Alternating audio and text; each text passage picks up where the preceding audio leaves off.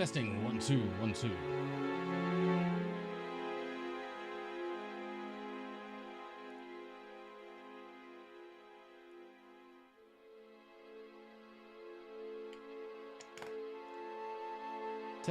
Testing 1 2.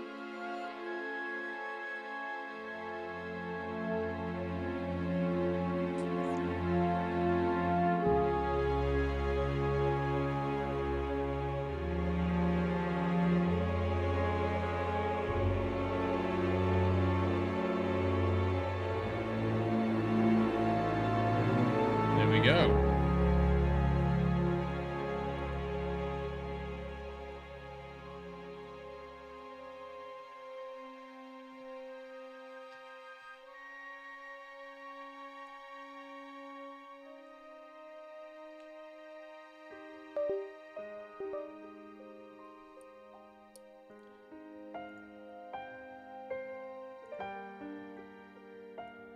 There we go. The camera's working.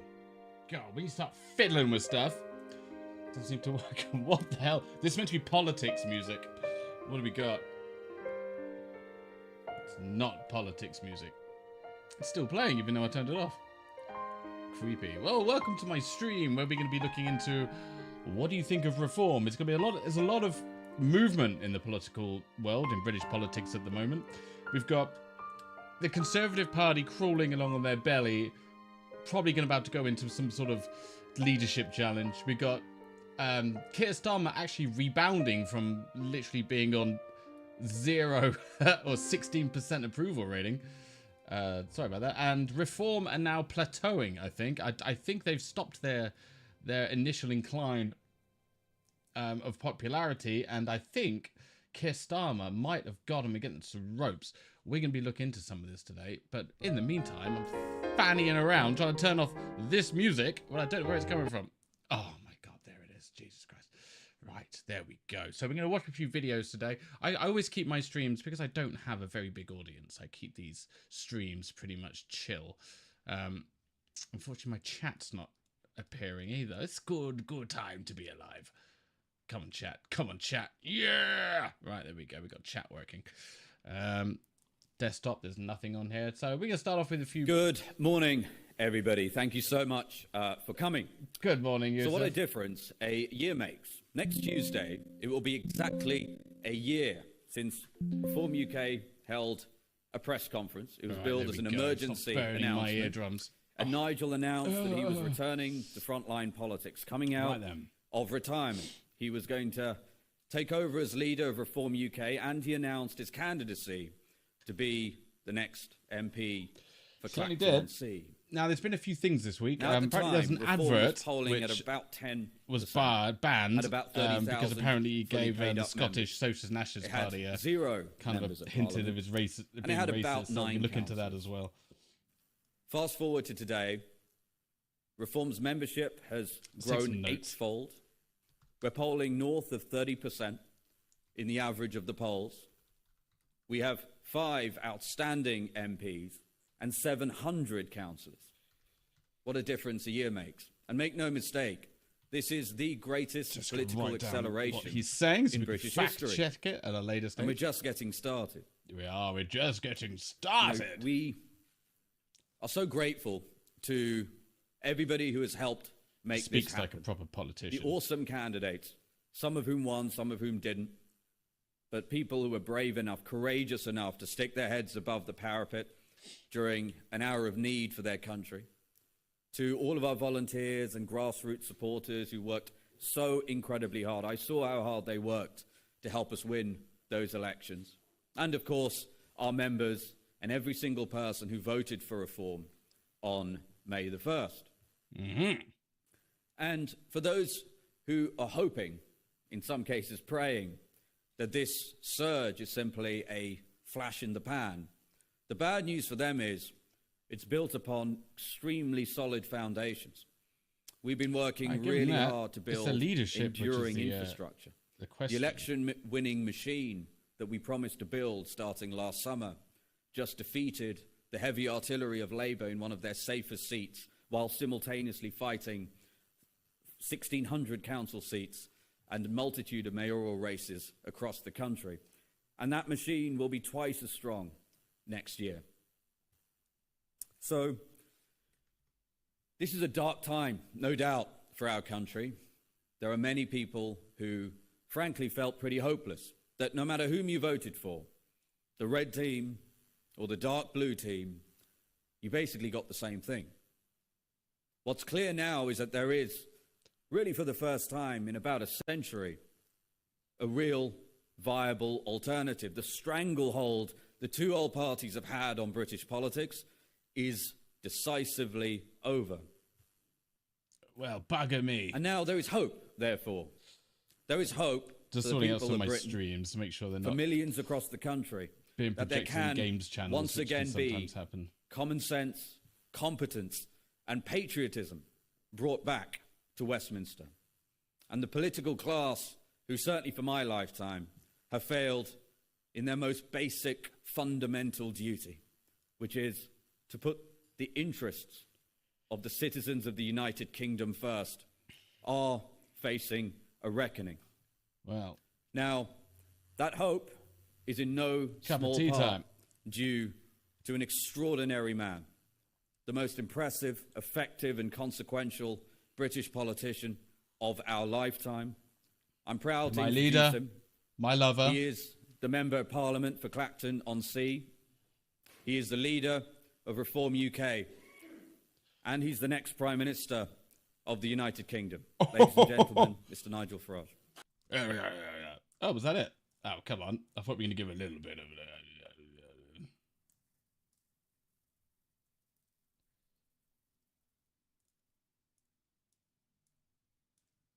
And Do we have nothing? that is Oh, we go. voting. Whichever way he turns, he's more mayors. To prove, extraordinary. Runcorn and Helsby was the 16th safest Labour seat.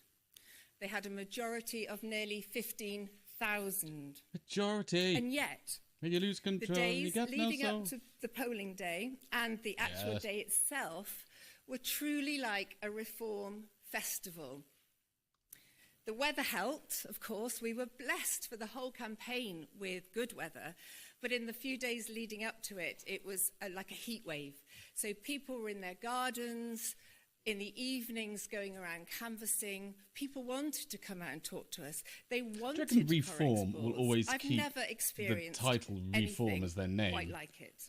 Or do you reckon they'll change into like The mood of the Conservative nation 2 if they win was the election? reflected She in can't the always mood be of the Reform. voters No, it doesn't make any in sense. Runcorn and Helsby.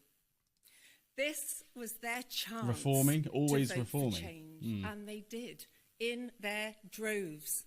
In their droves, that's right. The eyes of the country and beyond These are my mind. were upon us that night in Runcorn and Helsby. God, she's Why? boring. And our 10 council leaders are high-quality individuals who, Oh, here we go. with their groups of reform councillors, Apart are from the gonna ones make we some kicked big out for changes being naughty in the boys. way our local government is run. They're going to bring back common sense to local politics. They will scrap the woke DEI projects. They will cut waste, saving millions. Nationally, we might only have 5 MPs in Westminster, but we are the real opposition to Labour. We represent the mood of the country and the We will of the represent British people. the mood of the country. The The mood Tories of are the country. finished, and we are coming for Labour, and they know it, and they are rattled. And they're rattled. Keir Starmer is sounding more like a reform politician every day. He's U-turning on the policies that lost him Keir the Starmer, the election in Runcorn social and Helsby, nationalist, national like the socialist. winter fuel allowance, like his policies on the asylum hotels, like the disability benefit cuts. But whichever way he turns, That's the problem. Keir Starmer is actually doing, well, he's saying the right things. It's taken him about 8 months to get going. I mean, what a dreadful start he did after the Stockport knife attack, just accusing, just labelling, was it white working class people as the provocateurs? I can't quite remember what happened there. And then he's going for that 2-tier stint. But if he keeps going as he's going, and I've said this before, the biggest thorn in the side would be Labour actually taking on and delivering on what Reform are asking. He can very quickly just dispel, or it's called disarm, reform if he tackles immigration and just kind of lays low for a bit.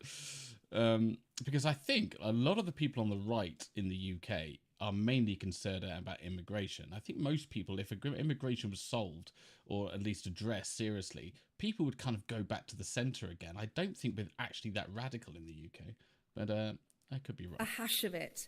And the British public are not fooled. Not fooled. I'm in politics because I care.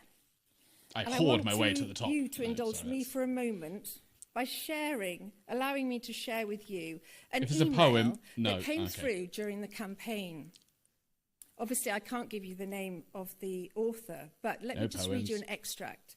Dear Go ahead. Sarah, I'm a young dad from Runcorn, 23 years of age, and currently studying at university. I won't say which one. I just wanted to reach out and say thank you for showing up, for listening, for representing people like me who often feel ignored. At university, I felt judged just for saying I believe British citizens should be prioritised for housing, or that we need a fairer system. It's isolating. Just bear in mind, she That's says things like British people. Now, for those who are a bit slower among the most of you, they're not referring to anyone by their race or anything like that. British people are essentially an ethnic tribe, but it does include people who identify as British, people who are apart from the tribe, who might be outside originally from the tribe. So it's never, when they speak like this, it's never really due to white people or the native inhabitants, because we've expanded on that concept now, and we're actually a much bigger entity than just a simple label of white English people or white Scottish people. why seeing you campaigning here, sitting in the shopping centre, talking to people, meant so much. It showed you're not just another politician, you're someone who actually cares. And just to finish, she said, please keep going. I want a better future for my little boy. And that starts with people like you holding the line for us. Ah, How powerful is that? A Very good. genuine email. And I do care about this country. And I am proud to be British. I grew up in a family that celebrated our culture and our values. My father was in the British Army. My mum ran a post office. good lad. They Very worked humble. hard. They paid their taxes. They believed in the power of education. They believed in law and order. And I have those values. And I will stand up for what is right and what is fair and put the British people first. The proud, hard-working people of this country know that the only party which represents hope in getting our country back, The Lollipop the only Guild. party that is brave enough to stand up for British values, and the only party that will take back control of our borders is Reform. Thank you. That's a Labour Party slogan, isn't it? Take back control.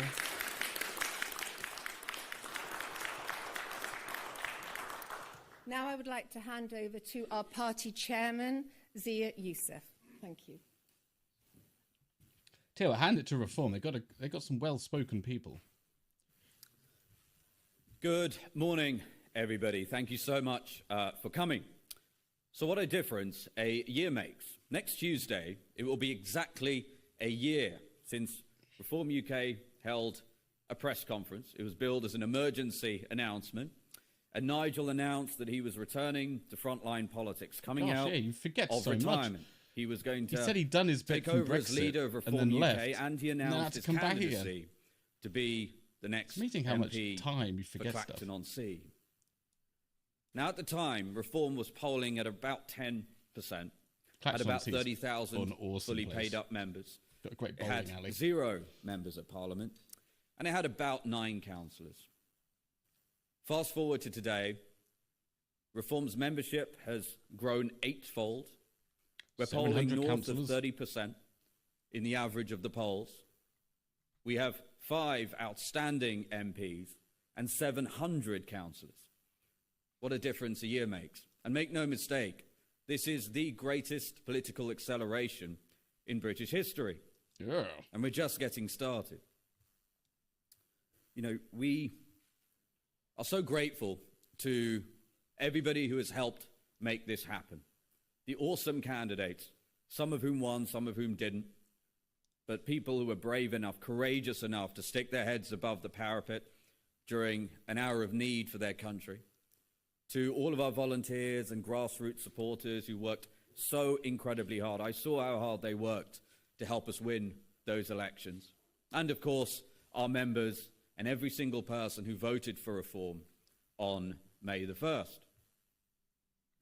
And for those who are hoping, in some cases praying, that this surge is simply a flash in the pan, the bad news for them is it's built upon extremely solid foundations. We've been working really hard to build... The foundations are essentially the old Conservative foundations. So if anyone wants to know about the typical Protestant values, that's essentially what they're running on. Infrastructure.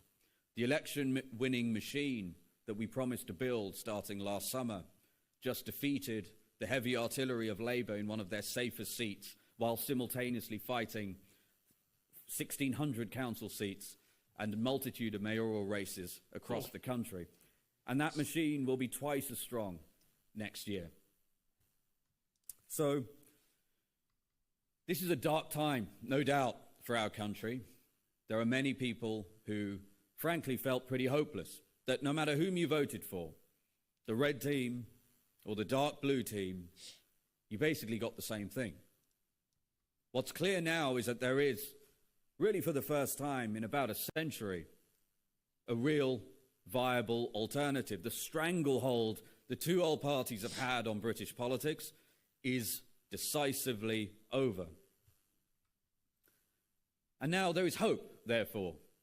There is hope for the people of Britain, for millions across the country, that there can once again be common sense, competence, and patriotism. It's a shame you just can't have all five parties running like a small town. And the political class, and have, like, who certainly for my lifetime, give them all a budget, have failed in their most basic, fundamental and see who duty, wins over. which is to put the interest. I know it's like an election thing. But you could give them money Kingdom and have them totally control like a specific area and see what the outcomes are.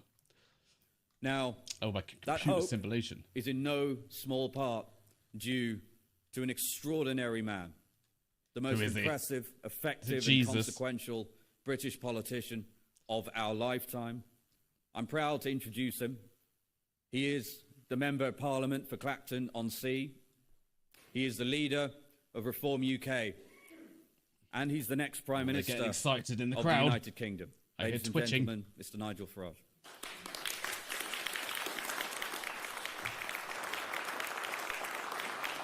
Very good.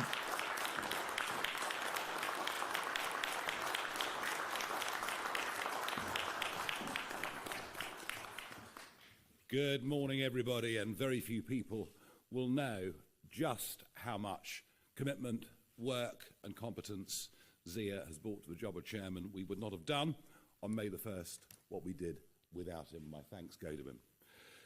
Must begin today by saying that our thoughts are very much with Liverpool Football Club. Yeah, won the league, baby. We're celebrating not after an talking about absolutely fantastic season that they'd had, and our thoughts go out to all of them after that mindless act of violence. We also thank members of the public who did all they could to help the victims and, of course, our emergency services. It was on the 3rd of June last year that I decided I would end my political retirement, give up a nice, easy life, and throw myself back into the front lines of British politics. I said on that day that we would get millions of votes in the general election and establish a beachhead in Parliament, and that is exactly what we did. I have spent most of my time since July the 5th last year, isn't he? trying to build this party, professionalise this party, and everything was aimed at May the 1st.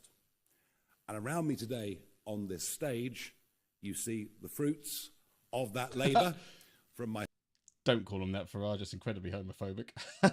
Myself, Zia, and tens of thousands of activists out there in the country. What you see before you today is a new Member of Parliament for Runcorn, 2 mayors, and 9 of our 10 councils, in which He's also we have hoovering up some overall majority Conservative funders as well. Reform is now in government in large swathes of England.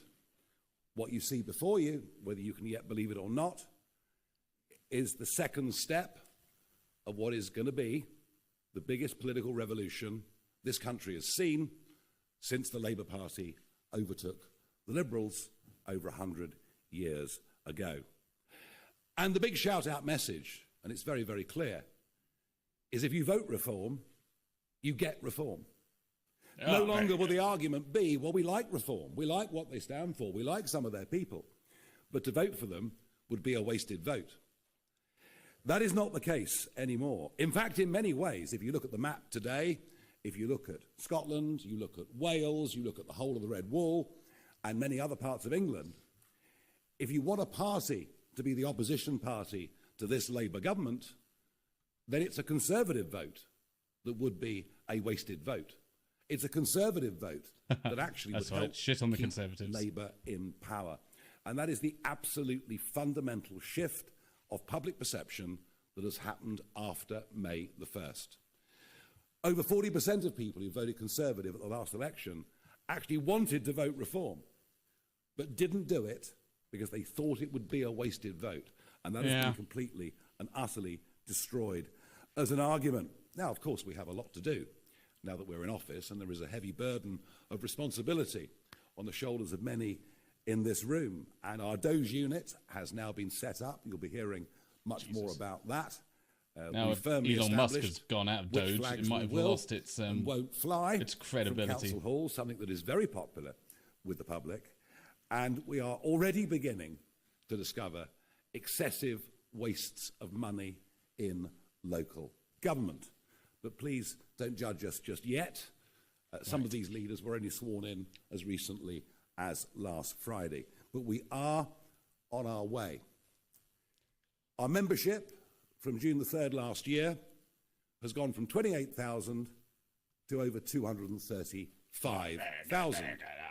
I have absolutely no idea how many members the Conservative Party has, or indeed, how many members the Labour Party has.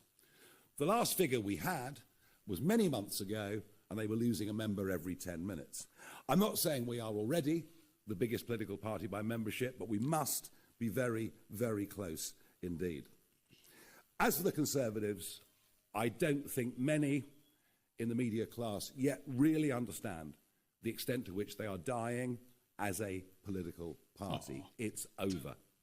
It is done. And frankly, after the level of betrayal that we saw, especially since the 2019 victory with the 80-seat majority, they fully deserve everything that is happening to them. And as I mentioned already, they cease to be a national party. They are now an irrelevance in Scotland, an irrelevance in Wales, a complete irrelevance in the Red Wall, where nobody will ever trust them again. Now, of course, there's much talk about who the leader of the Conservative Party might be, and they change leaders pretty regularly. And maybe Kemi Badenoch's not having a particularly great time. Every week. Now, there is somebody who fancies his Let's look at chances. some of the He's things. been Amazing, MPic, some of the running comments. We've got marathons. amazing I politician who noticed a actually very answers nice questions. Savile Row suit I speak for everyone when the I other day. say we Perhaps want even Nigel had his Farage to be teeth our next done, I Prime don't Minister, know. someone who actually sounds like a leader. But it's completely irrelevant whether Robert Jenrick becomes leader of the Conservative Party or Kemi Badenoch stays I like on the debates. as I want to party see him leader. debate. It's I want completely to see if irrelevant. he says Boris anything in Johnson Parliament after decided, this. although he's got some pretty heavy domestic duties by the looks of it, whether he decides to return. They will not be trusted again. They have no chance of winning the next general election, none whatsoever. And I don't really wish to spend much more time talking about them. They did sink to 4th in the opinion polls with YouGov last year. It is over. It is done. They've had a good 200 years. It is now finished. But today I wanted to talk a bit more. It might not be wrong. Really, it's going to be hard for the Conservatives to actually do a U-turn at any point. I mean, Kemi Badenoch, bless her. I mean, she just lacks that kind of authoritative stride, that kind of charisma. She seems just a little bit inexperienced. She might make a resurface at another point, but I actually had my high hopes for Kemi Badenoch. I thought she was a pretty good orator, but maybe I was wrong. Labour Party. Now, they, of course, right now are absolutely terrified of reform. And if you think the Conservatives had a bad day on May the 1st, arguably, Labour did even worse. Oh, they did, yeah. We completely wiped them out in County Durham, in many other parts of the East Midlands and elsewhere.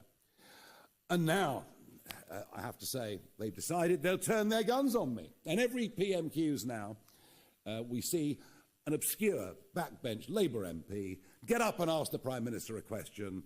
You know, is it true that the honourable member from Clacton is a complete rotter? To which the PM says, oh, well, of course, he supports Putin and wants to abolish the NHS. And I have to sit there, and I've got no means of actually answering back or fighting back in any way at all. I think even without reform, this government is off to the worst start of any government since Eden and the Suez Crisis in 1956.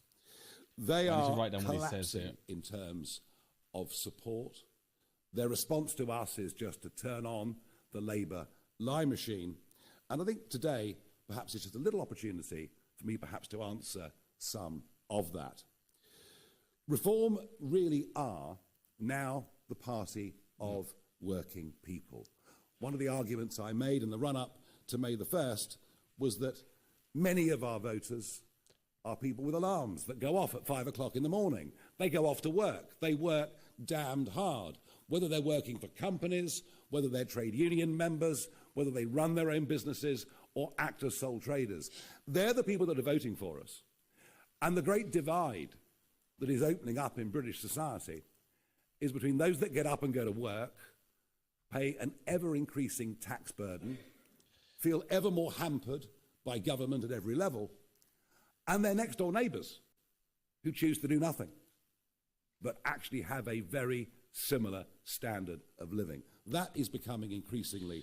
That's an interesting point. He's addressing people on benefits, people who take advantage of the system.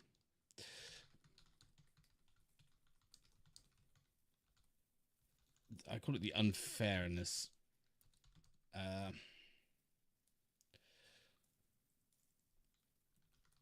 In class people who work and people who live off the system. I'm not including like disabled people and stuff like that. It's just people who live off the system.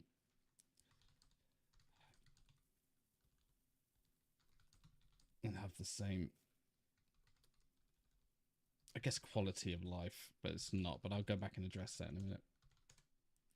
A massive problem in this country. But I also think that Labour have a problem with their personalities. The Chancellor of the Exchequer, Rachel Reeves. I don't think I've ever seen anybody so hopelessly out of their depth at any point in my professional or political career.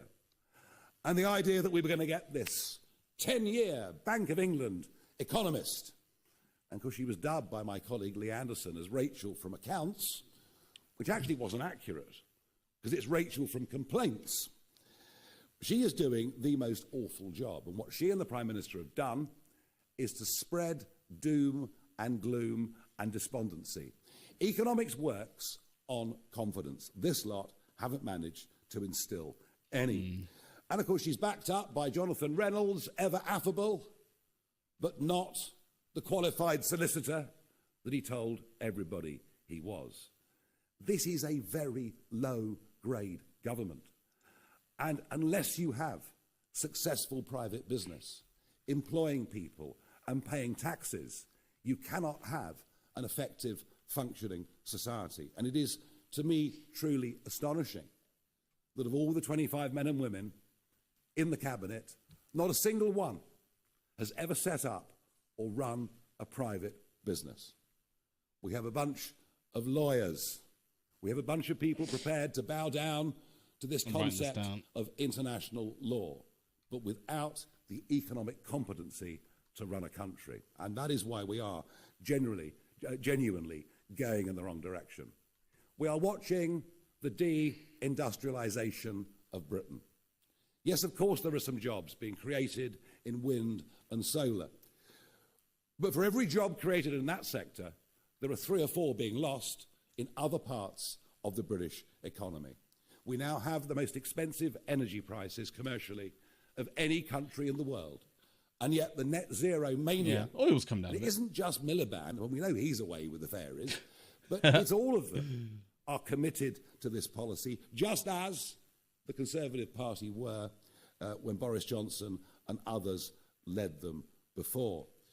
I find it extraordinary also to witness the exodus.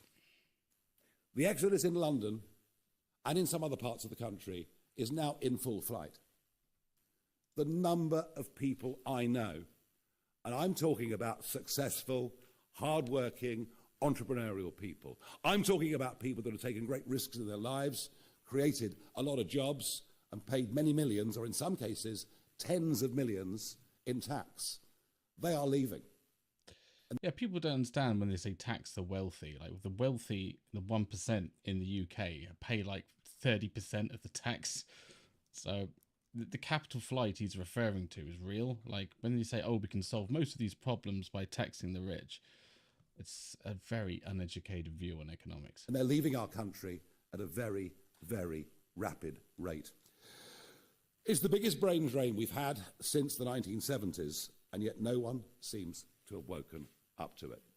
And there is absolutely no contradiction in saying that we are the party of workers, but also the party of entrepreneurs.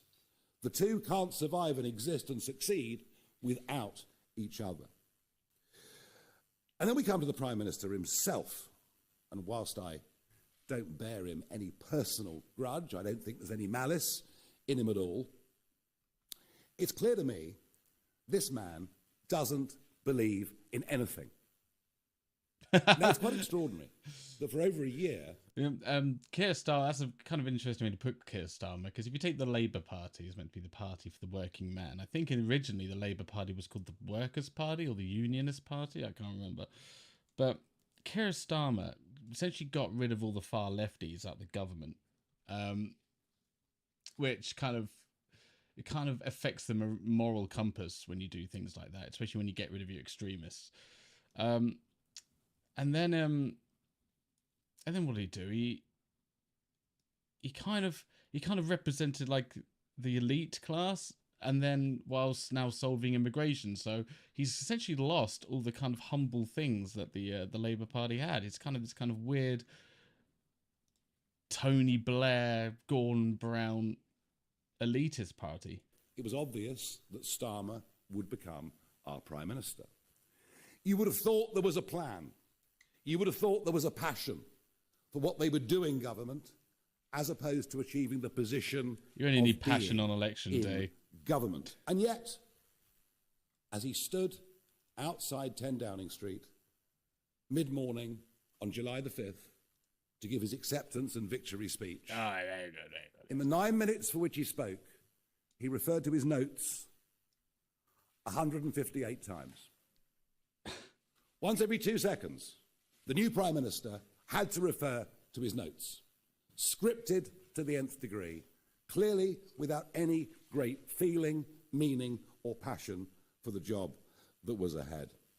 And now we see that lack of any real political thought with the daily veering off left and right with speeches and statements that he makes. Terrified of what reform is doing to the Labour vote, he tries to ape us in policy.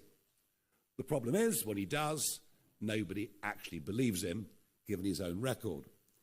And of course, the more that he does that, the more that he opens up the splits on the left, where we see the Greens, who now would tax, I think, anybody in the country on a good income, virtually out of existence. But their support, they are picking up much of that left-wing support, and their support at 10, 11% in the national Watermelon polls Party is rock solid. green on the outside, Then, of red course, on the have inside. The pro-Gaza vote, which, as a direct result of government policy from both parties, sees many of our inner cities now moving towards sectarian politics. He doesn't seem to see any of this. But if the Prime Minister believes in anything, then he believes in this concept of international law. He cares about how he's viewed on the world stage, and we've seen that in his actions over the course of the last couple of weeks. This Prime Minister has no connection with working people, no connection with what we used to call working class communities. He doesn't understand what it's like to get up at 5 o'clock in the morning and go out and work physically hard for the day. He doesn't seem to understand that the tax burden, the cost of living, energy bills... I was up at 5 have o'clock meant this that people morning. genuinely have had a lower standard of living quite consistently over the course of the last 10 years. He has absolutely where I no differ is conception. I don't require the government to bail me out or offer any assistance for me, which is, that's just my thing. But I'm happy that the government there offers support for people. Even working class people aren't people that don't want the government's assistance. They just want a fair passage to buy a house and non-government intervention. And if you slip through the cracks in society, then yeah, of course the government can help you back up again. But working class people should be not associated with people who are just benefit claimants for no other reason apart from a lack of trying. As part of the North London set of the genuine damage to community that has been done by mass immigration over the course of the last 25 years. And it was interesting that in his 5 key priorities for government, immigration, whether legal or illegal, wasn't even mentioned. And if he thinks that having a net migration figure of 431,000 in his first year in office is some kind of victory, well, I'd remind him that is a city the size of Bristol. And the fact that he's made one speech that someone wrote for him to try and counter this won't change a thing. The idea that it will smash the gangs is already reduced to a farce, as over 800 young men came into our country last week. I've done my best to urge him to declare this an emergency situation. He refuses to do so. And I find it odd that 3 terrorists, 3 men who were going to blow up the Israeli embassy, who entered this country by small boats and were picked up by the authorities a couple of weeks ago, I find it extraordinary there isn't a greater debate about the threat to our national security that is being posed in the English Channel. But if Starmer doesn't get it, and if the Conservatives don't get it, and if much of mainstream media don't get it, let me tell you something. The country does. I get it. Out there, the country does. They can see that what is happening is unfair. They can see that it's wrong, but they can also see that it is also damn dangerous. But Starmer, of course, will do nothing about it. And his second speech in Parliament as Prime Minister, where he declared his love for the European Court of Human Rights and its convention. His leadership, frankly, is dismal. It is uninspiring. It is disconnected from real life. It is, in my view, unpatriotic. And now, even opinion polling today suggesting that over half the country thinks his leadership, frankly, is pointless. Now, he has challenged me to a head-to-head debate sometime between now and the next general election. The last time this happened to me, it was Nick Clegg, when he was Deputy Prime Minister. So, I mean, I'm very, very happy, Prime Minister, to accept this invitation, but I don't really want to wait for 4 more years. Yeah, I don't know. You and your deputy and others are saying, no. It's Labour that are the party of working people, not Reform. Well, why don't we test it out? I've got a great idea. Why doesn't the Prime Minister and I go to a working man's club somewhere in the Red Wall? That's a great idea. We'll sit there and we'll let them ask us questions and you can all come along and cover it live. So that's my open invitation to the Prime Minister. Let's go to one of the former mining communities. Let's go somewhere that Labour have held the seat pretty much consistently since 1918. Let's, whether the Prime Minister will enjoy a few beers with the lads and do the Channel 4 racing that afternoon, I'm not sure, but I'm very, very happy to do so.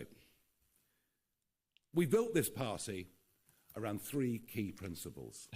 Things that not we be the working think class need to be people then. fought for. I guess they're retirees. Things that we think most people in this country hold the dearest in their hearts. And that is, of course, family, community, and country. And that is why we believe lifting and the two-child cap is the right thing to do. Not because we support a benefits culture, but because we believe for lower paid workers, this actually makes having children just a little bit easier for them. It's not a silver bullet. It doesn't solve all of those problems, but it helps them. And some will tell you, well, Nigel, this is not actually a popular policy in the country. But then I've never, ever spent my time being a populist politician. I've nearly always spent my career pushing arguments that were minority opinions and trying to make them into majority opinions. I think we've lost our sense of focus of just how important family is. And I want to emphasise that this is aimed at British families. It's not aimed at those that come into the country and suddenly decide to have a lot of children. And it's the right thing to do. Now, we need to go much further. We need to go much, much further. Because one of the problems is a lot of people who want to go back to work, and it's normally women. It's men in some cases, but it's normally women. There are other huge issues around childcare. Big questions that have been raised with me. Why in our big workplaces are there not creches when there are in many other continental countries? So we want to go much, much further. Great idea. To encourage people to have children, to make it easier for them to have children. And that is why I also believe that having a transferable tax allowance between married people is the right thing to do. Now, I know many will say, look, marriage is outdated. Most people don't bother to get married anymore. And, you know, I'm hardly standing here in front of you as a religious priest and moralising. I'm not sure my own track record is ever so good on this. And we all lead imperfect lives. But what is true, what is absolutely true, and the evidence is there to prove it, is that where people who are married stay together for the longest period of time, the children that grow up in those environments have the best chance of success in life. Doesn't mean you can't survive outside of those circumstances. Of course you can. But I do think having this transferable tax allowance, perhaps making marriage something that is just a little bit more important in terms of the family, I do believe that it is the right thing to do.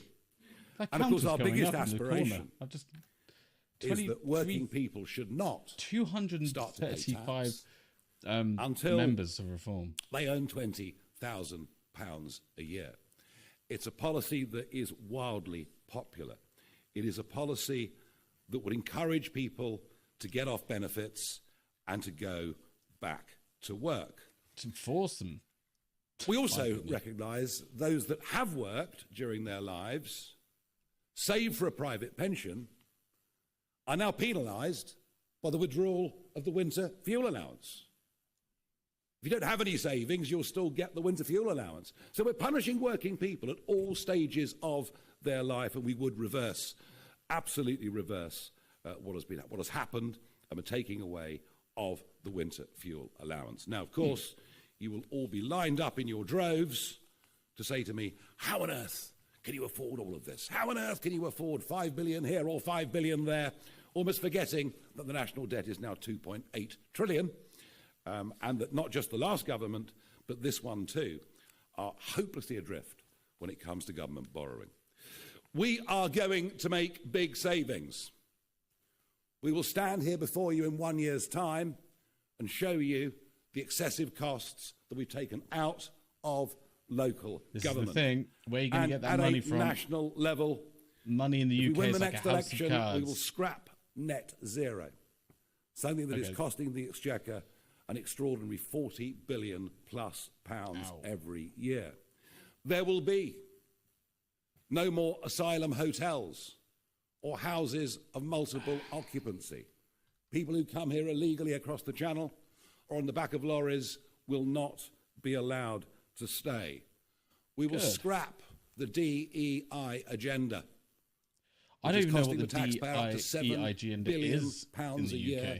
Throughout the public sector. I think it's hiring. And yes, we see considerable savings to be made amongst the quangos. So yes, I do accept that these proposals, especially the one of lifting to £20,000 the level at which people start paying tax, I accept that it's expensive, but I genuinely believe that we can pay for it because we're not ideologically tied to the same ideas upon which we believe the Conservative and Labour governments have gone so wrong over the course of the last few years. As for community, we are totally appalled as a party at the growth of two-tier Britain under two-tier Keir. I want to make it absolutely clear. Lucy Connolly should not be in prison. Really? I'm pretty sure Lucy Connolly actually called for violence, asking people to burn down hotels or something. I'm pretty sure that's a crime. The sentence that was given to her was absolutely excessive. The sentence was While excessive. She should not have said what she said. Understand there were millions of mothers at that moment in time after Southport feeling exactly the same. Okay, so it was a heat of a moment, but still, it's no excuse. I don't agree with that prison sentence either, but you know, you can't not let that slide. Same way. We also find it appalling that there is now open discrimination in employment in employment advertising against white British people. DEI must go. All right, okay, that's. We are a party that believes in meritocracy. We're a party that does not accept that somehow there is something uniquely awful about the British people or about our past. We believe the opposite. We actually believe that the British people are the most open-minded and tolerant country, frankly, that you could find on Earth. So we feel very strongly about that. We, of course, shake our heads at early prison releases. And this is an area that Sarah Pochin, our new MP, this is an area that and the failings in our judicial system that she is going to deal with. And we will, of course, end mass migration into Britain and be unafraid to talk about migrant crime. I was utterly demonised between 10 and 20 years ago for suggesting that opening the doors would lead to bad people coming into Britain. What I said was that from poor countries, we'd get their best people and their worst people. And I think if you look at the crime statistics in London and elsewhere, of the gangs that have been allowed to come in from Romania, Albania, or wherever else it may be, I do believe that I was absolutely right. And when it comes to country and a sense of what a nation is, of what national sovereignty is, of what the national interest is, this is where I do personally want to confront the Prime Minister head on. I think what we've seen over the course of the last 2 weeks is who Keir Starmer really is. He absolutely is the globalist. He absolutely is the person that bows down to this concept of international law in the face of courts that are either horrifically outdated or, frankly, wholly illegitimate. And yet that's what he believes in. The EU reset, which starts to align us back with EU law, not just that exists today, but that comes in the future, that brings the European Court of Justice back into our lives. That is a total sellout and something that he promised he wouldn't do. There is much more to come out about defence. We haven't yet heard the full extent of the defence package. And yes, of course, you'll say to me, oh, well, Nigel, fishing is only 0.5% of our GDP. Well, of course it is. We've destroyed it over the course of the last 50 years. We traded away what was ours when we first joined the common market. And as I think the only MP with a vested commercial interest in fisheries, which I do, I can't even tell you what this surrender means. The leaders of the French fishing industry associations have said they can't believe their luck. They're being allowed to fish up to our 6-mile line for a further 12 years. It means the death of nearly all of our inshore fishing industry. Because the old people retire, the young people won't come in. It is an absolutely horrific betrayal, and yet they seem to have no guilt about it, let alone the environmental damage that has happened since Brexit, where the French, Dutch and Danes have fished between the 6 and 12 in a way that is wholly unsustainable and yet we've done absolutely nothing.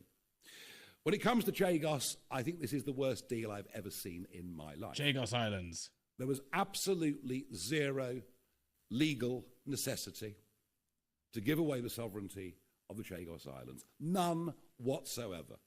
An advisory judgment from a court that is not legitimate and that has too much Chinese influence in it. And we're paying to do it.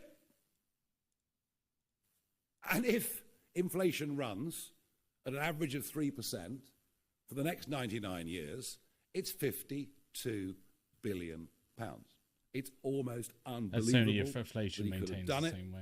and not to have even Yes, referred to the Chagosian people who've suffered terrible racism in Mauritius, terrible racism. And now that this deal is done, they're now fleeing Mauritius and coming to our country, which they can do, of course, because they are British subjects.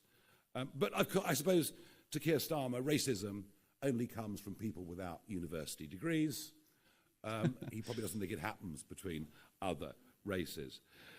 The World Health Organization, of course, he signed us up to the pandemic treaty. Everything he's done in the last 2 weeks has been against our national interest. Everything he's done in the last 2 weeks will be undone by us in government, regardless of what the consequences are. He doesn't understand what national sovereignty is. You have to hold to that, because if this He's never, works...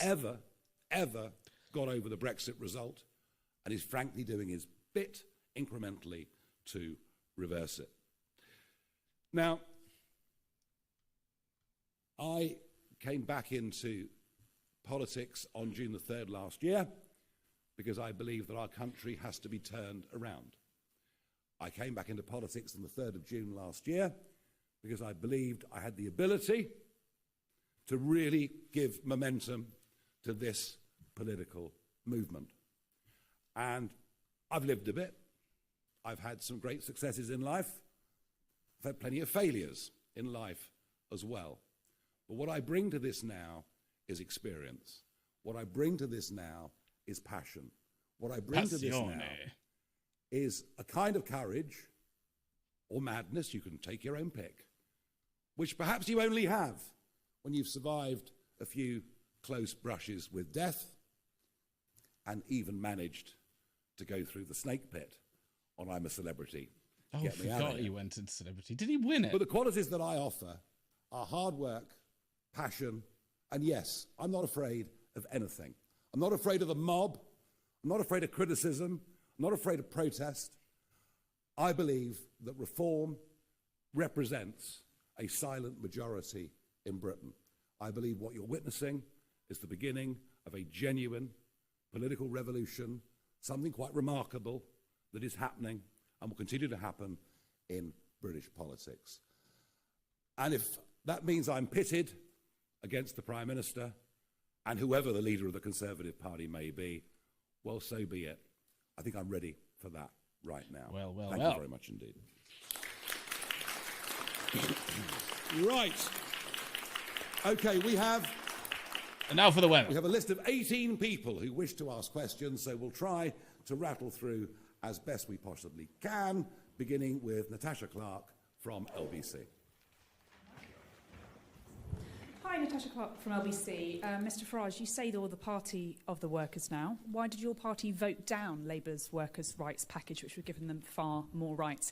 And last week, Reform was accused of what critics say is a race-baiting advert for a Scottish MSP by-election by wrongly claiming that Anas Sarwar would put the Pakistani community first. What's your response to that? Thank you.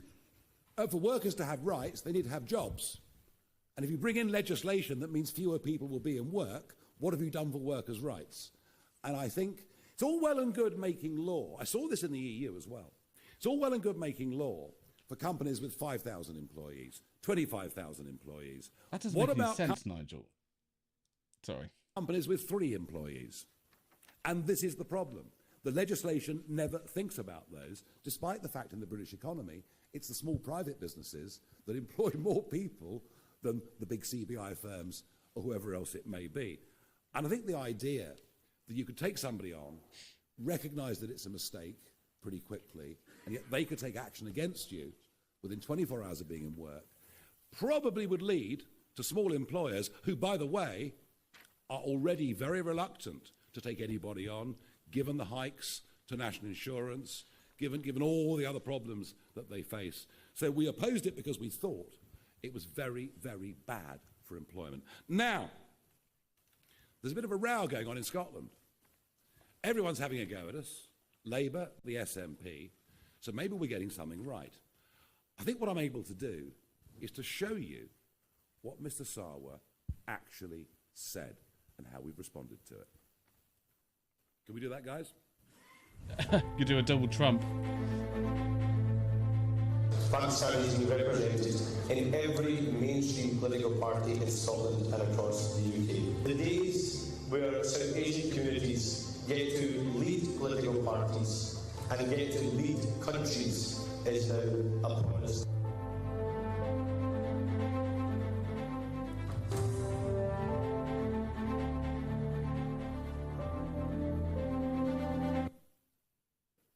Oh, I need to find that. So it was Anas Sarwar that introduced sectarianism into Scottish politics, making it perfectly clear his priority was to a certain section of the community. All we've done is to put out the exact words spoken by him without any comment. We've said nothing, just that we will represent the people of that constituency. And the fact that they, having chosen to go down the sectarian route, choose to throw accusations back at us, says to me, Natasha, that we are winning. Thank you very much indeed. David Churchill, Daily Mail. Thank you. Mr Farage, regardless of whether you can afford to lift the two-child benefit cap, Kemi Badenoch was on the airwaves at the weekend saying that just as a matter of principle, if people can't afford to have lots of children, then they just shouldn't have them, and it's unfair to expect taxpayers to subsidise other people having large families they can't afford. Why do you think she's wrong about that? You obviously clearly do think she's wrong about that. We subsidise low earners in lots and lots of different ways already, all right? I understand the big point you're trying to make, but the point I'm trying to make is there are lots and lots of people, British people out there, who would like to have children but are terrified of what the cost of childcare are, terrified about how difficult this is going to be, terrified there are no workplace creches, all the things I mentioned earlier. We are trying to help young, working, even like, British people. If you can get creches on the state, that would be so liberating for people. Like, be able to drop the kids off somewhere that isn't school related, and then go to work. But I guess on a side of that is many people work from home now, and you can now raise kids at home whilst working.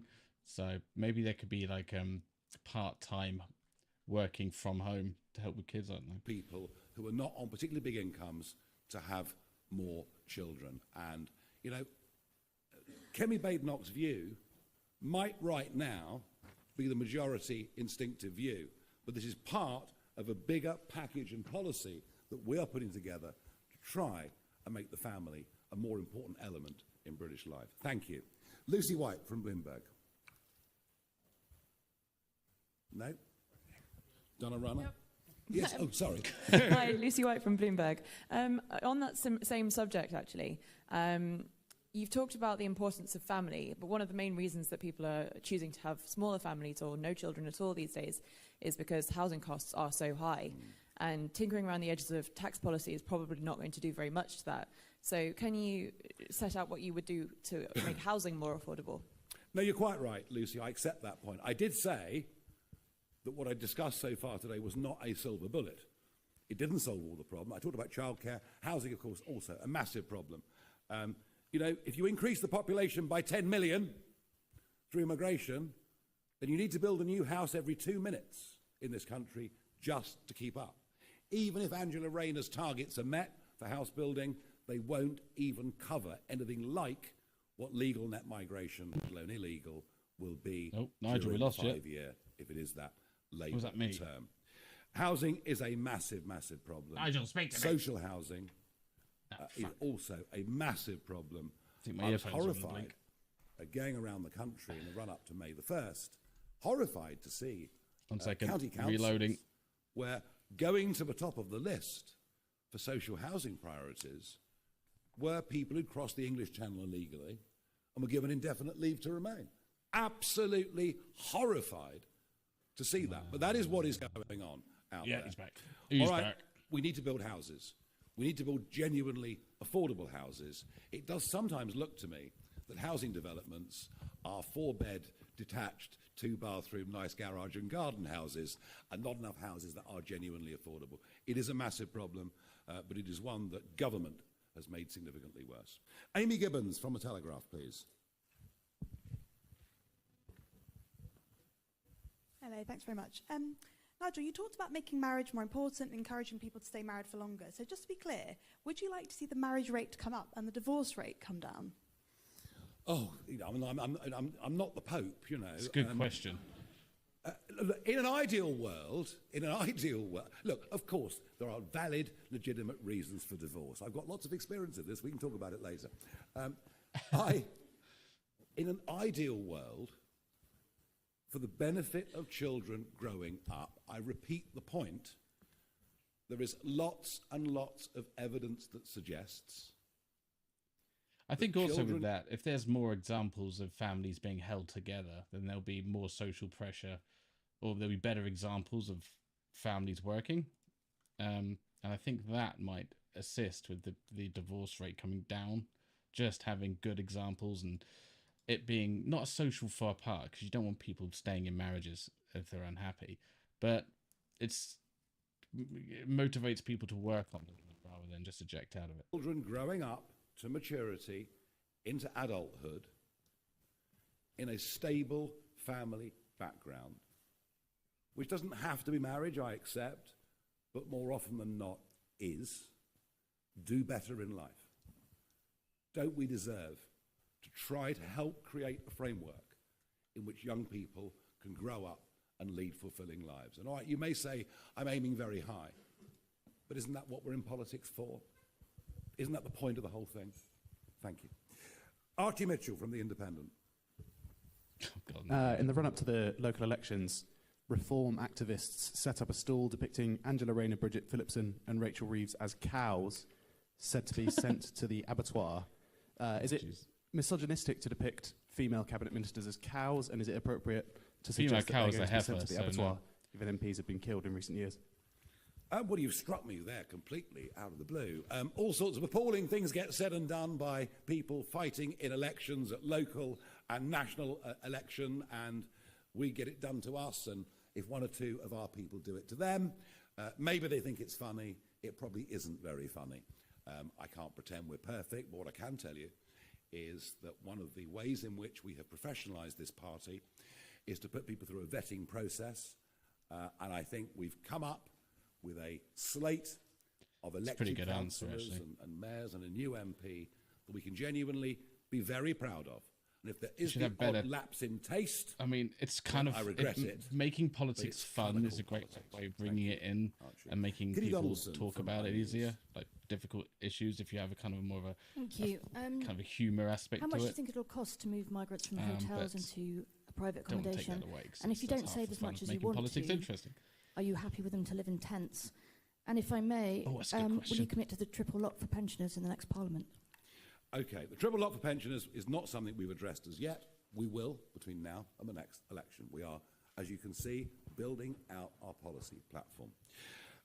The migrant costs, the illegal migrant costs, by the end of our 5-year term will be zero. They won't be coming. They won't be coming. And we have a model for this. It's called Australia. Australia had the boats arriving, coming from Indonesia. They didn't know what to do. Then Tony Abbott, as Prime Minister, tried a few different methods. In the end, he towed them back to Indonesia. There was outrage. Outrage. Outrage. The UN, the EU, the British Foreign Office. What a dreadful human being Tony Abbott is. But guess what happened? Within 2 weeks, people didn't pay the traffickers because they knew they wouldn't be allowed to stay. There is a deeper debate here, by the way. Even though the hotels are awful and very visible, if you talk to Sarah afterwards, she'll tell you that actually the houses of multiple occupancy in residential streets in some ways are even worse in terms of not just cost, but the huge social problems they bring. So look, the answer is very simple. One of our senior party members has suggested tents. I'm much more hardline than her. They won't be allowed to stay. Thank you. Let's move on to John Walker from The Express, please. Thank you. Mr. Farage, could you expand a bit on what you were saying about tax as one of the announcements that I don't think we were expecting? I think you mentioned a figure of £20,000. What does that mean? Are you talking about increasing the threshold, or how would that work? Yes. Simply, the threshold has been frozen for years. You know, it was done by Jeremy Hunt. It's called fiscal drag, but that's very boring, I know. It's being maintained under Labour, and it's dragging more and more people into tax, including pensioners. There are now another 1 million pensioners will be dragged into the tax system as a result of the fact they've got the old age pension, a small income from their private pension, and the threshold has been frozen. It's also interesting to note, if we go up the scale slightly, that from the late 1980s, right through until about 5 years ago, the number of people who paid top rate tax, i.e. what was 40% plus all through the major Blair years, was about 1.5 million. About 1.5 million people paid 40p or more. By the end of next year, it'll be 8 million. So what we're seeing at all levels are more and more people being dragged into tax, into higher taxes. We have to find a way. There has to be a carrot and stick approach to the sheer number of people going onto a range of full-time benefits as opposed to working. And some of it, of course, are people who are choosing that as a lifestyle option. Equally, I've met many on my doorsteps who want to go back to work, but they're trapped by the sort of 16-hour rule, that if they get a job for more than 16 hours, they lose all of their benefits, and because of a tax system, they're worse off working than they are staying on benefits. That is what we're trying to address. You know, I do accept that the 20,000 level, where the threshold would be raised to, is our greatest ambition, but I think it's something that we simply have to do. Thank you. Rachel Cunliffe from The New Statesman. Thank you. You talk about councils, and you've got representatives from the councils that Reform are now leading on stage. For the most part, it isn't waste or DEI that's putting council budgets under strain. It's adult and child social care, which accounts for 2/3 of council budgets and is only set to get more expensive. You haven't mentioned social care yet today. I wondered if you could say something about what Reform plans are to pay for that. Rachel, I toured the country relentlessly for 5 weeks. I visited all of these areas that we stood in. I was photographed and shook hands with well over 1,000 of our candidates, and I did so many local media interviews, it's almost not true. And of course, what I said is we can't wave a magic wand. You know, we accept that central government funding's gone down. We accept adult social care, SEND. All of these issues are massive, and it's not easy. We accept all of that. What we have said, though, is we will, where we can, and we're finding it already, cut unnecessary spending, but also what we've said is we will examine which service providers have been signed up to by county councils or unitaries, what the relationship is with those firms to some who may well be working in councils, and we will try to seek a more business-like arrangement in terms of how we provide those services. So I fully accept that the job, the weight of responsibility on the shoulders of these men and women on stage is not an easy thing, but we think we can do better. And I tell you what, we're certainly going to try. Thank you. We're moving through. Carl Dinnan, ITV. Thanks very much, Nigel. You were certainly right about one thing in your speech. We do want to know how you're going to pay for the policies that you've announced today. You've mentioned a couple of pretty big measures that will bring in savings, but even those won't quite cover the cost of your already announced tax plans, like the 20,000 threshold. So what I'm wondering is, are you going to tell us today how you're going to pay for winter fuel allowance, for scrapping the two-child benefit cap, and for the new married couples allowance? Are you going to tell us how you paid for these measures that you've announced today, or have you got a magic money tree growing in your back garden? All right, you started it. The cost of net zero to the taxpayer Figures produced by the Institute of Government are estimated between 2025 and 2030 to cost £45 billion every single year. The cost of asylum seeker accommodation, be it hotels or be it houses of multiple occupancy, as I mentioned earlier, £4 billion every year. That may be a slightly low estimate because actually the overall costs of illegal immigration are much higher. DEI, as researched by Defunding Political Campaigns, estimated to cost government £7 billion every year. Quangos, just a 5% cut. And by the way, do you remember in the general election, we suggested a 5% cut? I mean, you thought, you know, what dreadful people we were. Impossible, it can't be done. And yet the government I need to make sure I know what a quango is. Cut. Well, we're proposing a 5% cut to quango. A semi-public and administrative body outside the civil service, but receives financial support from the government. Add all that up, you've got a pretty eye-watering number of 350 billion. And whilst that may be, I accept, you know, slightly optimistic, because it's difficult always to cut everything. I think you can see very clearly had the direction that we're going in. We can't afford net zero. It's destroying the country. With people with political influence. We can't afford DEI. Rather than be like it's actually preventing many talented people from succeeding. And we certainly can't afford young, undocumented males crossing the English Channel and living in five-star hotels, with 3 square meals a day and free dental and healthcare. I think that gives you a pretty good indication of where savings are going to come from. Plus whatever else we can find. And if we find it at local government level, we'll find it at national government level too. Alex Forsyth, BBC. Mr. Farage, thank you. It might not surprise you. I just want to dig into those numbers a little bit more, because some of the things you've mentioned there, like wasteful spending and net zero, you talked about at the general election. I know. At that point, the Institute for Fiscal Studies said your sums don't add up. This morning, one of your own activists, Tim Montgomery, has said your sums don't add up. Isn't the reality that at this point your numbers don't add up and you are saying what you think people want to hear? And on a separate issue, in the wake of the Southport attacks, you were criticised for comments you made about the information the police had released. Given what happened in Liverpool yesterday, the police did release information about the arrested man. Was that the right approach? Well, that was the same police force. That was the same police force who were negligent at the time of the Southport attacks, utterly negligent. And what I called for was, let's know the truth. Because the vacuum that was out there on social media was being filled with all sorts of, in some cases, what turned out to be crazy conspiracy theories. No wonder there were riots.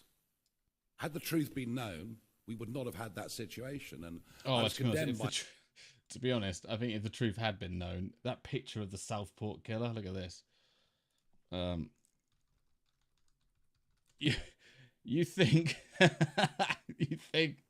putting that up would calm people's nerves?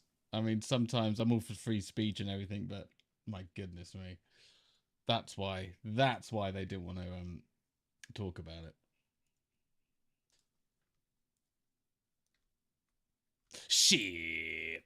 By all and sundry for it, apart from by Jonathan Hall, KC, the terrorism czar, you know, who basically said, look, Nigel's right.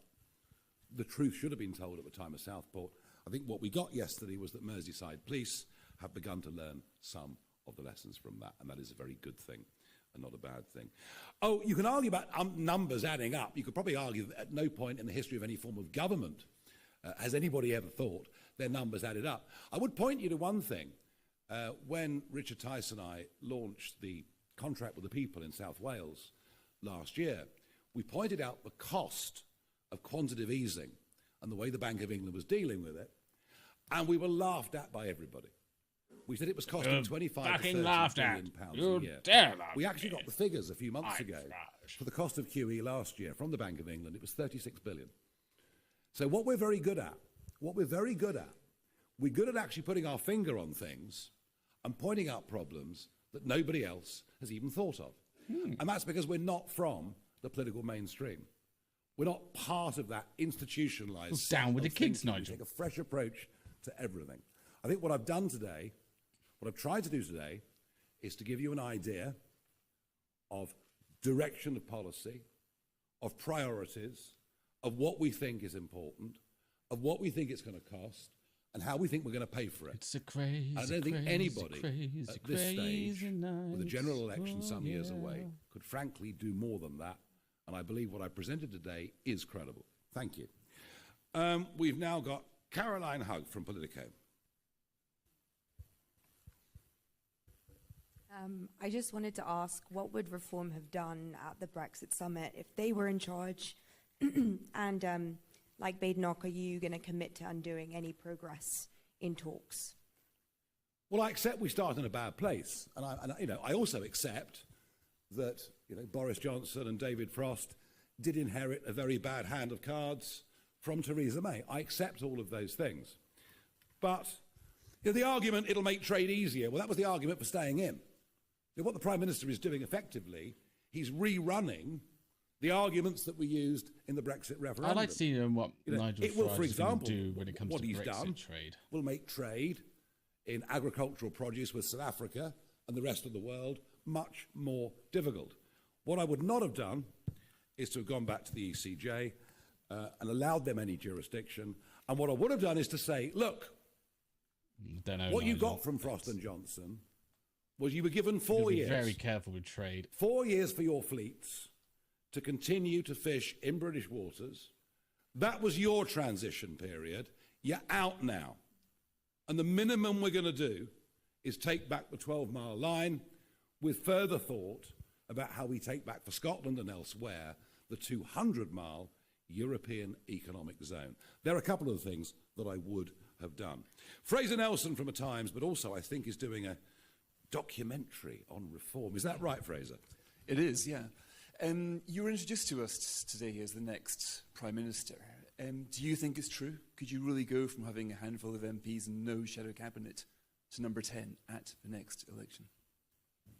History would suggest the answer to your question is no. Great. Circumstances would suggest the answer is yes. Something extraordinary is happening. The collapse of confidence in two political parties that have pretty much merged.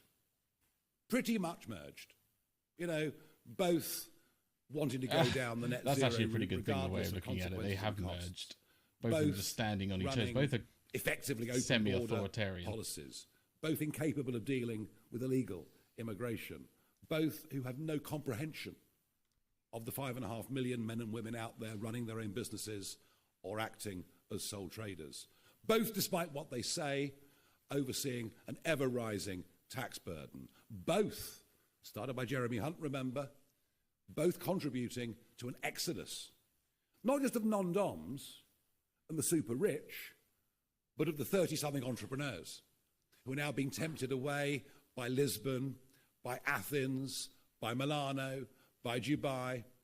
And yeah, I think the public have frankly had enough of both of them. I think the Westminster priorities have been hopelessly out of kilter with where most of the country really is. And I think, what I've said today is that actually this Prime Minister is maybe even more out of touch than some of the previous Conservative Prime Ministers. They want something different. They want a politics that is unafraid to stand up and say what it is. They want a kind of leadership that is based not on following short-term trends, not on being afraid of being criticised, but has actually got some sort of conviction and I hope some sort of courage. And I think I'm surrounded by people who've got courage. I'm surrounded by people who've put their heads up over the parapet and decided something needs to change. But also, there is an optimism about what we do. Our voters aren't just sticking two fingers up to the establishment. They've got good reason to. They're not. Our voters, when you meet them, are wildly enthusiastic. They think we are going to turn this country around. Thank you. Right, I've got a couple more to go through. Chris Smith from The Times. Thank you. Just back on spending, your argument seems to be that you've got some areas you want to look at. You don't have the details yet, but you'll get to that by the next election and basically asking voters to to trust you on that. But as you say, you're a party of government now. How do you hope that approach is going to work out any better for you? They're more respectful than Liz not Truss? what Nigel used to get. And on a related point, can I ask you a question which I asked Keir Starmer at Labour's manifesto launch last year, when he was saying he wouldn't need to put up taxes at all, and which he didn't answer. Say you don't find these savings that you hope for. What is your instinct about a plan B? Is it to junk some of these costly spending commitments you've made today? Is it to put up taxes, or is it more borrowing? Well, with respect, Chris, we are some way out from this yet, but we will be having this conversation, I'm sure. Liz Truss's dramatic failure was not to propose any cuts in spending.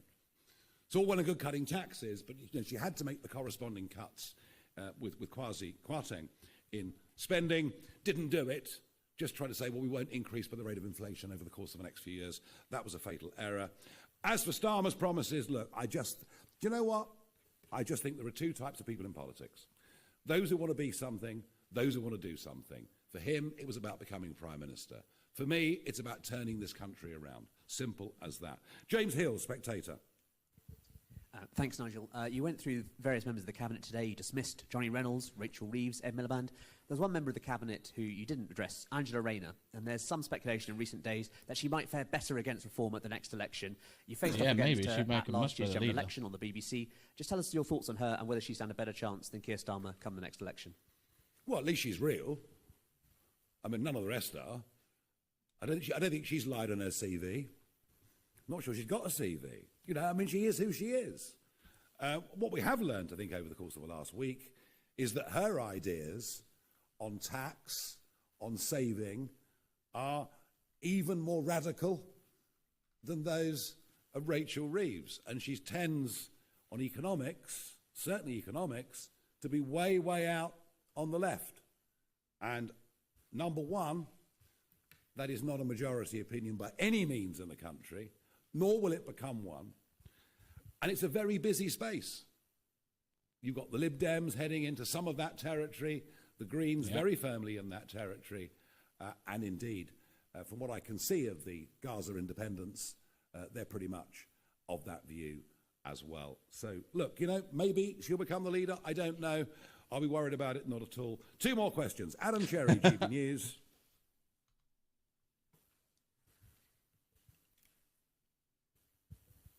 Just on the detail of what you're announcing today, are you scrapping the benefit cap entirely, or are you introducing a new cap of 3 or 4 children?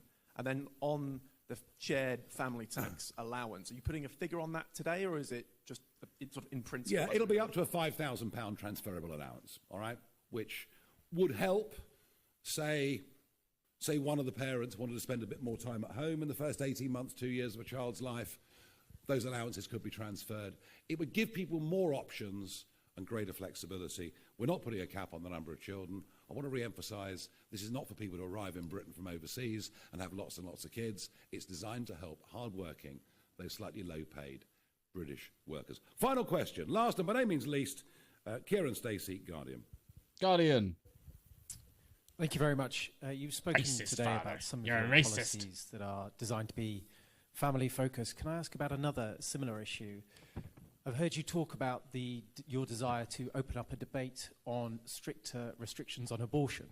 Can I ask your view? Do you think that the abortion time limit should come down? Do you think there should be larger buffer zones around abortion clinics? What do you think about this issue? Look, I think all of these things, like assisted dying debate, which is going to come back again on June the 13th, I think issues around this, issues around abortion, I genuinely believe these are issues of personal conscience. I am pro-choice, but I think it's ludicrous, utterly ludicrous, that we can allow abortion up to 24 weeks, and yet if a child is born prematurely at 22 weeks, your local hospital will move heaven and earth and probably succeed in that child surviving and going on and living a normal life. So I believe there is an inconsistency in the law. I believe it's totally out of date, but I do believe, I wouldn't particularly want anyone around me to agree with that or disagree with that. I'd leave it up to them. I think our current situation on this is irrational. Ladies and gentlemen, thank you very much indeed. Thank you.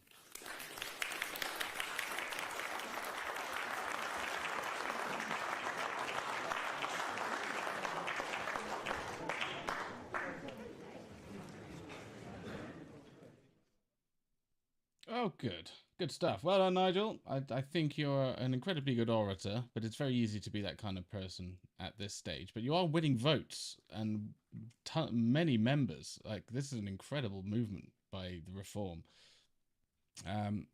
It's just such a long way off to the next election, unless there's a debate. What's it called? Unless there's a vote no confidence, and another general election. I wonder what's going to happen. But apart from that, he's way off. He's just in the process of just building up his constituency. Anything else, right? That's just 3 weeks ago. Douglas Murray. In the UK, we are seeing the rise of reform. Their surge in the polls continues.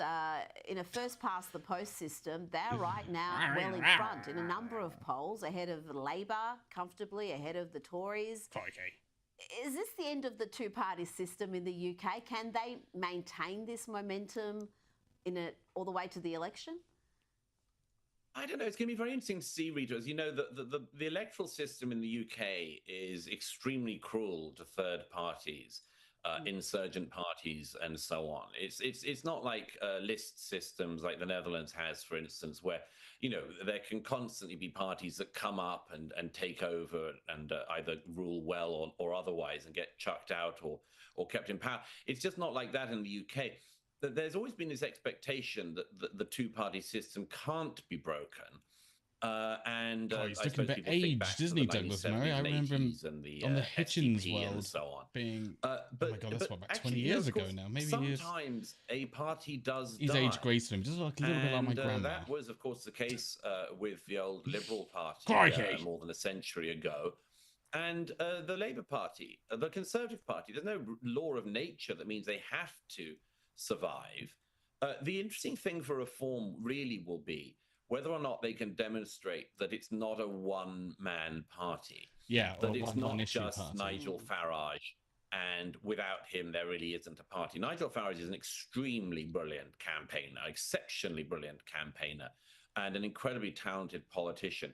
But in order to get anywhere near actually looking like he's a figure that can head a government, he'd have to surround himself with many people of an equal or similar caliber. He's going to need never been able to do that. And I'm afraid that the infighting that Reform has already... So that's now going to be... This is a big issue. It's like Nigel Farage's ego.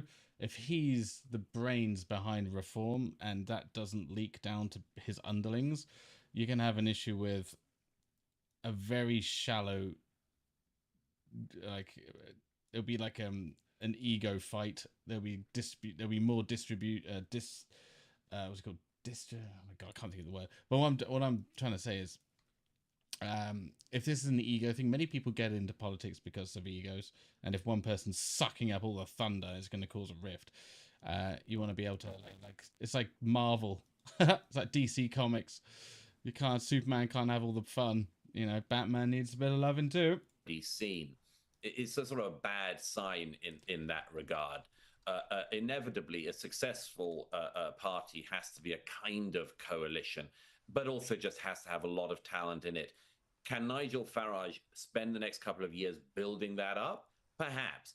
If he does, he's a serious threat to the Labour and Conservative two-party system. If he doesn't, I'm afraid it'll just be another of those strange electoral polling burps that happens usually midway through a very unsuccessful government like this one in the UK.